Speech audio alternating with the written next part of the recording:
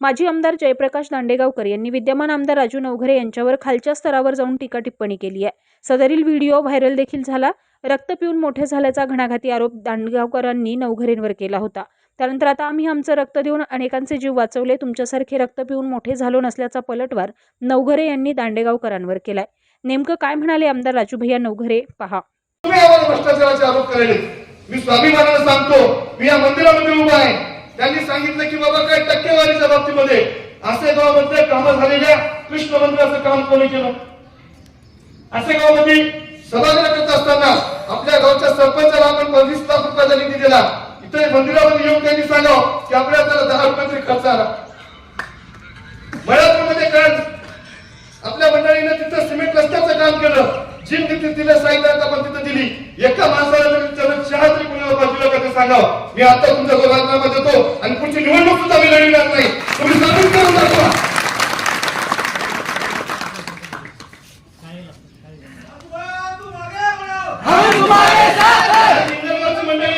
राजूला बाजूला हो, बाकीच्या सगळ्या माणसाला विचारा. तुम्ही जिथं जिथं म्हणून आपल्याला शेत रस्ते असतील, पांढर रस्ते असतील, या सगळ्यासाठी निधी तुम्हाला दिला आहे. पण तुम्हाला 10 रुपये खर्च आला का? इंद्रगावाला सगळ्याला बोला. तुमच्या इथं बंधारा झाला की नाही? आसेगावचा बंधारा झाला, इंद्रगावचा बंधारा झाला, टाकळगावचा बंधारा झाला.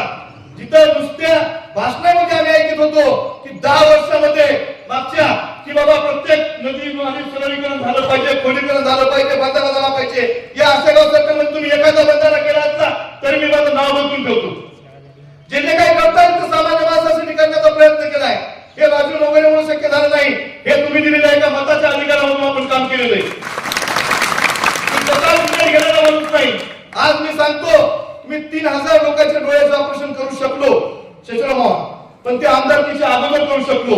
पण तुम्ही दिलेल्या एका मताच्या अधिकारातून मी आज एवढं पुण्य कमिले, मी 13,500 लोकांच्या डोळ्याचं ऑपरेशन करू शकतो. मी 1000 महिलांच्या गर्भपिशवीचं ऑपरेशन करू शकलो. मी 1000 लोकांना कॅन्सर, ज्याच्या घरी कुटुंबामध्ये कॅन्सर झालाय त्या माणसाच्या कुटुंबातली परिस्थिती जाऊन बघा तुम्ही किती वाईट असते. त्याला 1 लाख रुपये मदत साईनाथ आपण करून देण्याचा प्रयत्न केलाय.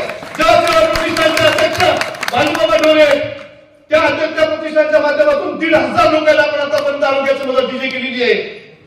मग आपण कशाला घ्यायचं राजू? पंढरपूर यात्रेच्या माध्यमातून आपण 65,000 लोकांना पंढरपूरची यात्रा घडवू शकलो. आणि तुम्ही आता म्हणाले रामकृष्ण हरी. अरे अरे अरे अरे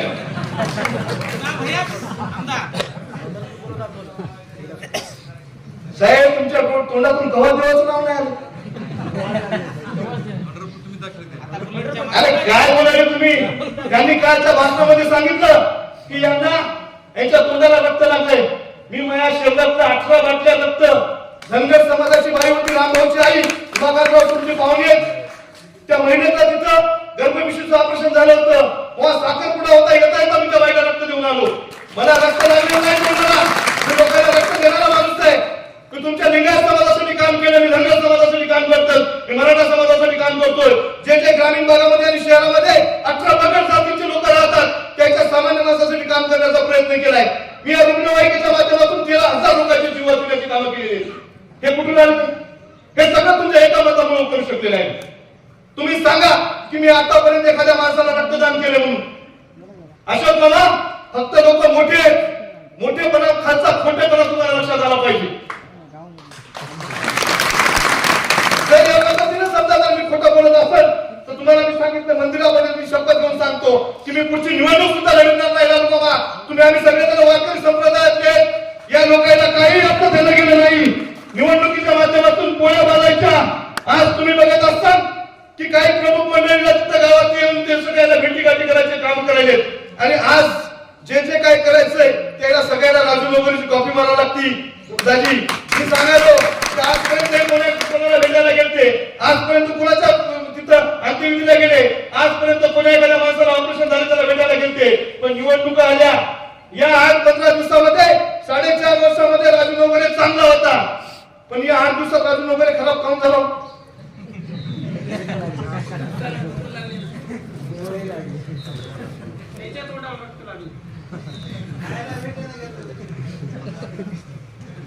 साहेब, मागची निवडणुकीची किस्सा सांगतो.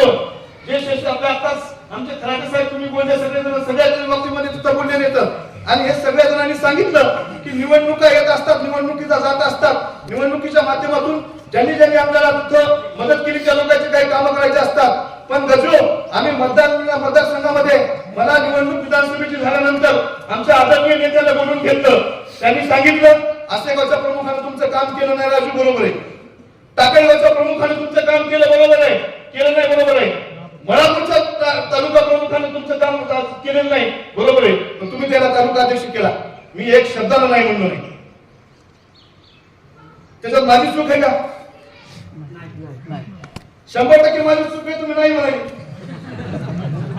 तुम्ही जे काही म्हणले तेव्हा मी हो म्हणलो. एवढा तुमचा आदेश पाळला, तुम्ही आम्हाला सांगायले की तुमच्या तोंडाला रक्त लागले. आमचं रक्त लोकांना दिलं म्हणून लोकांचे जीव वाचले. तुम्ही आयुष्यामध्ये काय केलं हो? लोकांचं रक्त पिऊन मोठं होण्याचं काम तुमच्या माध्यमातून झालेलं आहे. तुम्ही आम्हाला काय शिकवता? आता त्यांच्या भाषणामध्ये आमच्या दादीने सांगितलं शिवाजीरावनं की पूर्ण सहकारी साखर कारखान्यामध्ये ऊस जाईल की नाही. काही कर्मचाऱ्यांवर दबाव आणण्याचा प्रयत्न चालू आहे. मी तुम्हाला सांगालो मी पूर्ण कारखान्याचा संचालक आहे आणि तो 5 जण आम्ही संचालक आहेत. तुमच्या ऊसाची जबाबदारी आमची राहिली. तुमच्या ऊसाचा एक धंदा जरी राहिला, एखादा कर्मचारी लिप्त असताना तरी त्याची जबाबदारी आमची. आज कारखान्यामध्ये काही कारखान्यामध्ये मी जे बोलायलो ते सगळ्यांना बरोबर लिहा. काही कारखान्यामध्ये काही मंडळी स्वतःच्या जवळच्या बगलबच्च्या याला बोगस करार करून पैसे देण्याचं काम करायला. पण मी त्यांच्या बाबतीमध्ये तक्रार करणार नाही. त्या माणसाला अडचणी असतील, पण माझ्या शेतकऱ्याला जर ऊसाच्या बाबतीमध्ये अडचण झाली, जर तुम्हाला बोगस करार करायचे असतील तर धाराशिव कारखाना आहे, तिथून तुम्ही तिथं वाटा. आमच्या कारखान्याचं सगळं साहित्य नेऊन तुम्ही तुमचा कारखाना चालू केला आणि आज आम्हाला गोष्टी करताय का? स्वाभिमानानं सांगतो, तुम्ही टोकाईचा कारखान्याच्या बाबतीमध्ये बोलले. मी काय कोणाच्या बापाला घेऊन राजकारण करीत नाही. हे आता ग्रॅज्युएट झालेलं आहे. माझ्या आजोबापासून लोकांना माहित आहे. माझे आजोबा कैलासवासी गोपाळराव वगैरे ते पोस्ट ग्रॅज्युएट होते या तालुक्यामध्ये आणि आज 4 पिढ्यापासून आम्हाला लोक ओळखतात. काही बघा बच्चे यायचे, कांचे सोयाबीनचे पोते विकायचे तर चुरून हळदीचे पोते काही इतका प्रमुख मंडळीला मी सांगतोय, तुम्ही जर मी टक्केवारी घेतली म्हणत असाल तर या रस्त्याचं 20 लाख रुपयाचं काम तुम्ही केले. जर मला तुम्ही 10 रुपये दिले त्याच्यामध्ये समजा तर मी 10 रुपयाचा मालिक असेल तर याच्यानंतर मी राजकारण करणार नाही. तुम्ही एवढी समोर बोला. माघारी बोलण्याची पद्धत नाही. काही मंडळीने आता 4 दिवसात नवश्रीमंत झालेत आणि त्या नवश्रीमंतीच्या माध्यमातून लोकांना मोठमोठ्या गप्पा सांगायलेत. मी मळापूरवासियांना सांगतोय की काही लोक स्टेटस ठेवायलेत म्हणून तुम्हाला तुमच्या पोराला दाबायलेत. काही लोक तुम्हाला उसाच्या बाबतीमध्ये दाबायलेत. पूर्ण सरकारी साखर कारखाना मळ्यात शेतामध्ये आहे. कोणाला घ्यायची गरज नाही. 200 गावातील शेतकऱ्याची जबाबदारी मी आजपासून घेतो. तुम्ही आमचं प्रेम पाहिले, तुम्ही आमची दुश्मनी बघा. राजू नवकरेच्या 4 पिढ्याला लोक ओळखीतात. माझं रक्ताचं नातं तुमच्या सोबत आहे. त्यामुळे तुम्ही कुठून आले, काय केलंय, तुमचा इतिहास जर काढला तर तुम्हाला इथून पळून जायची वेळ येईल. तुम्ही आज बोलता आणि तुम्ही असा दाबदडप करायचा प्रयत्न काही नाही करायचा नाही. काही मंडळी तुमच्या इथल्या लोकांना खुश करायसाठी म्हणले की 2 वर्षामध्ये राजू नवकरे कुठेही दिसणार की नाही. हसायची गोष्ट नाही.